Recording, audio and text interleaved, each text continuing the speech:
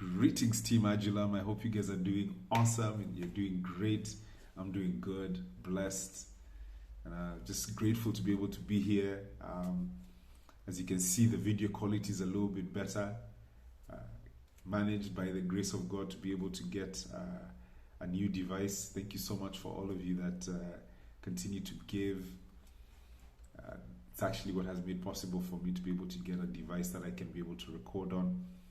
Anyway, so the reason why I wanted to come on here is because I wanted to invite you to something, and this was inspired by my daily readings as I was reading in the book of Exodus, and I just want to read something from the book of Exodus. It's in this is in Exodus chapter 17, and what happens is that the children of Israel are in the wilderness en route to the promised land, and what happens is that the people had camped in a certain area, and it says here from verse 8 that while the people of Israel were still in Rephidim, this is Exodus 17 and verse 8, the warriors of Amalek attacked them.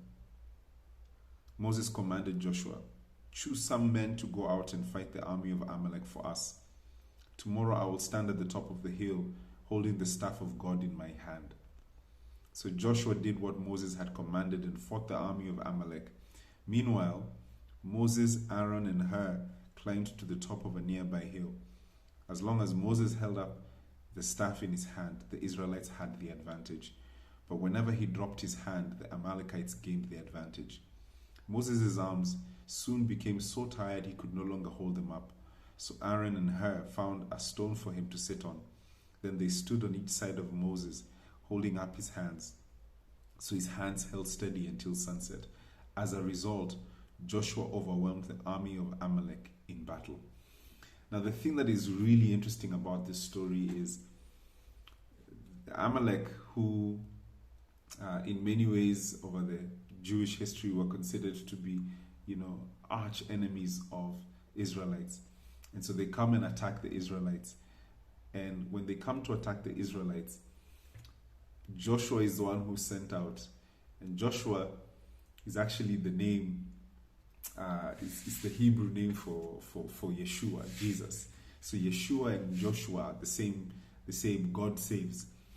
And so Joshua is sent out to go and fight this battle.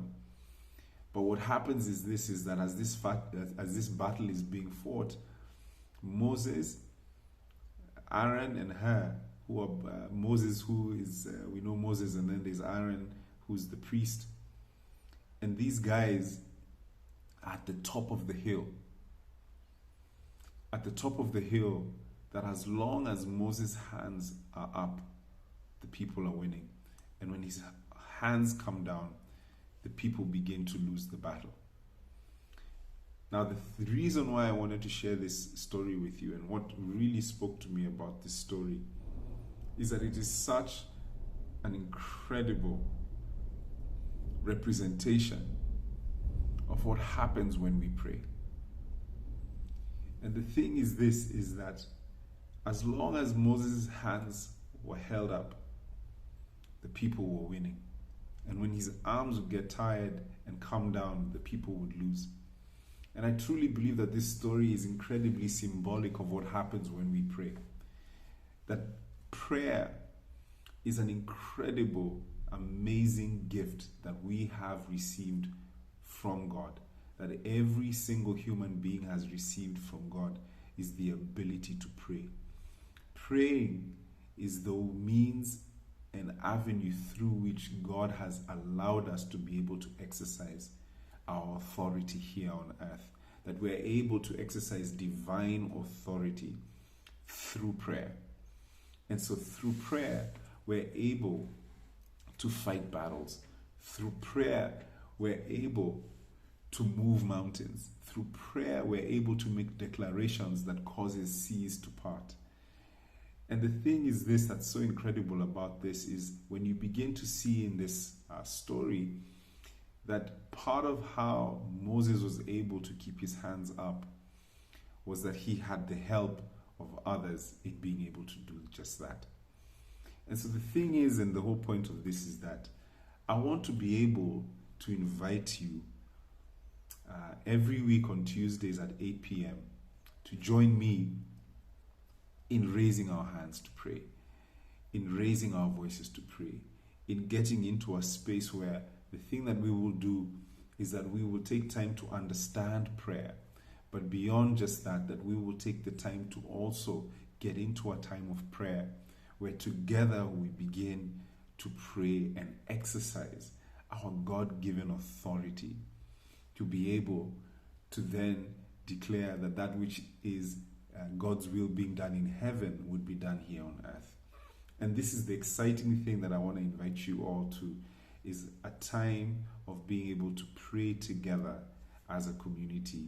And I truly believe that we will begin to see such amazing victories around us when we do this together.